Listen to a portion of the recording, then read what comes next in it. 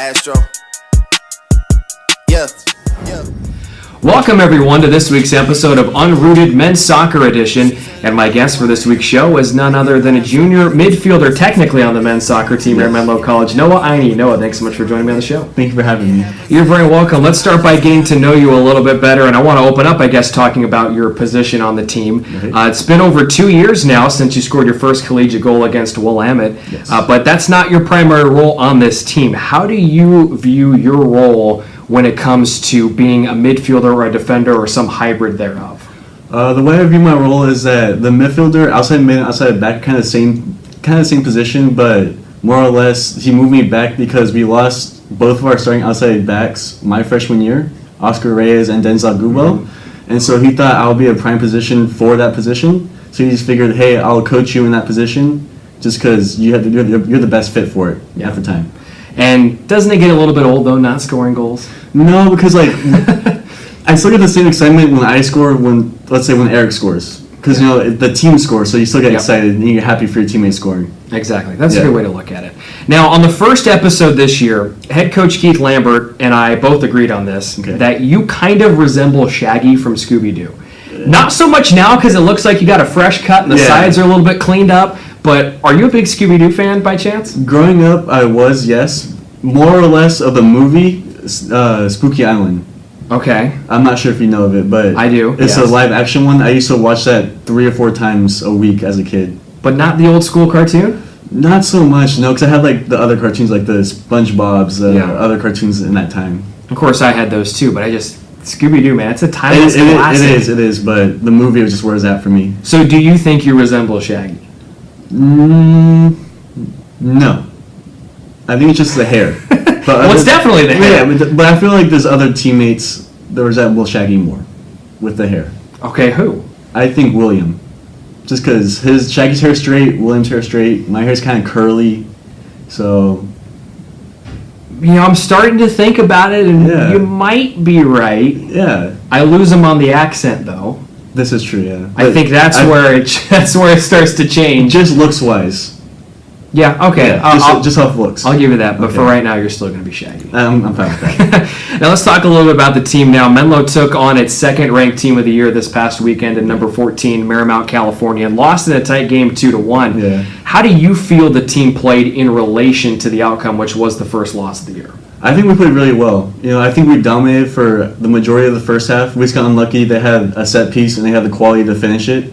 And also, they had a corner kick, which was unfortunate. The ball dropped in the box, and it's kind of like a scramble, and they just kicked it in.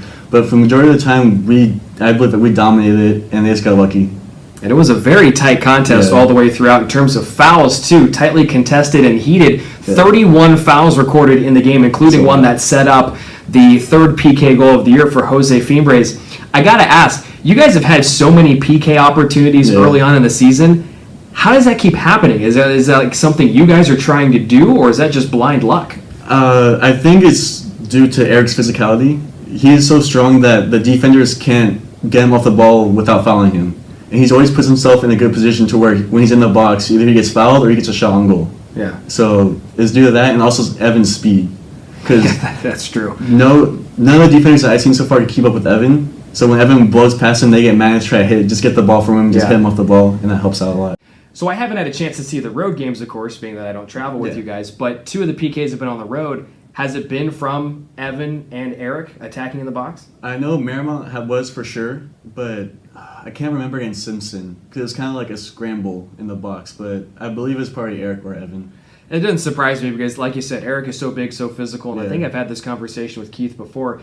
It is just impossible to stop him with one defender. Yeah. And then Evan Snodgrass, there's not a single player, it seems like, in the state of California or anywhere on the West Coast that can come close to... Yeah, exactly. So he's going to run away with it every single time. Yeah. What do you observe from the back line when you see the Oaks line up with so many potent goal scorers on this offense? It's got to be fun, right? It's exciting because, they have the potential and the quality to get 2 or 3 goals a game easily. Whenever I give Eric or Richo or Evan or Kurt, whoever's in front of me the ball, I know they could turn, play the ball through, or just take on a few defenders and eventually get a shot on goal. So I feel confident in them that they'll do their jobs, and they feel confident in us that we keep the shutout. And you've even gotten in on the action a few times yourself this Yeah, season, I'm taking trying. the ball downfield. Yeah. An assist this year. Yeah. Do you have one or two now? I believe just one. Okay. Yeah. Well, your second one's coming up. I'm trying to. Maybe that second collegiate goal is coming up. Hopefully sometime soon. Now, this week features a very unique thing for the Oaks in terms of scheduling. The first ever East Coast trip. You're taking on a pair of ranked teams in Cumberland University and Lindsey Wilson College. Two-part question here. Okay. One, are you excited for the trip? Okay. And two, how are you going to prepare for these two teams that you've never seen before? Well, I'm very excited for the trip because I never veered off that far from the West Coast before. And I'm excited to play two nationally ranked teams. So I'm excited to see how we'll pair up against them. And also, how will I prepare for these teams? It's just our fundamentals, just working on our strengths, and try to attack their weaknesses. And also this whole week we're practicing on grass. Because apparently both games will be on grass. Mm-hmm. So we're just getting used to terrain again and like getting back in the flow of things. So you're going onto the football field to practice this week. Smart play by Keith Lambert.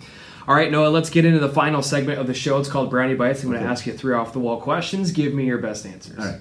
Question number 1. Which teammate would make the best Fred from Scooby-Doo? Looks-wise, definitely Eric. Just because he's tall, blonde, and just has the Fred written all over him. He kind of does have that, like, charming Fred-like personality, it seems like. So friendly, and everyone respects him as a leader kind of type thing. Okay. Yeah, I could definitely see that. Question number 2. Which teammate is the biggest snacker? Definitely Fernando. Why so?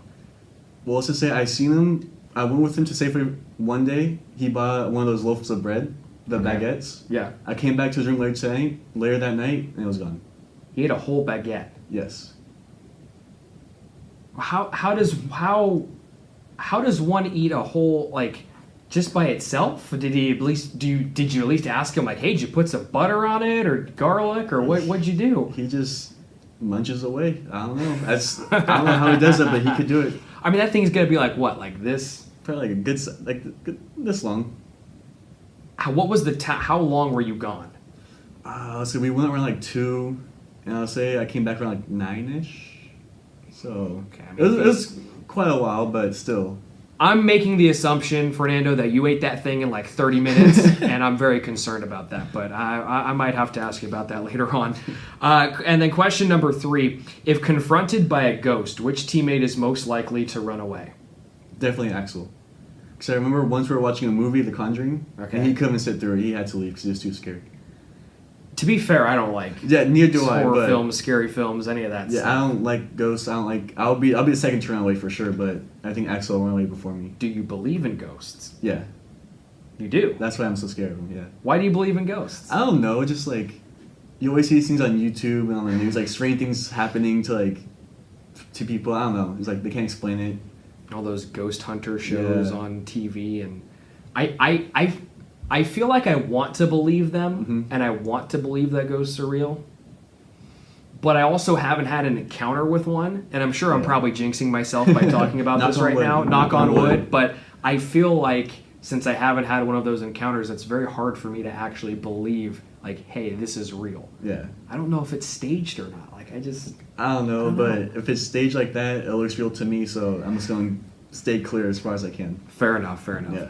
Noah, thank you for joining me on the show. I appreciate Thank you for having me. You're welcome, folks. The men's soccer team making history this weekend. They're traveling out to the East Coast, Tennessee, and Kentucky to take on Cumberland University and Lindsey Wilson College. Cumberland University is up first. That game will start roughly around the same time. You see this Unrooted posted. So that'll be at about 11 o'clock California time, 2 o'clock out there on the East Coast. And then, if I'm not mistaken, they go 8 a.m. California time on Sunday, which should be 11 o'clock at the home of Lindsey Wilson College. They are ranked top 10 in the nation currently.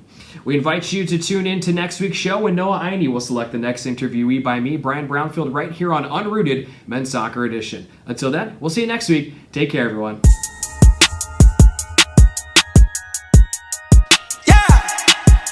Astro. Yeah.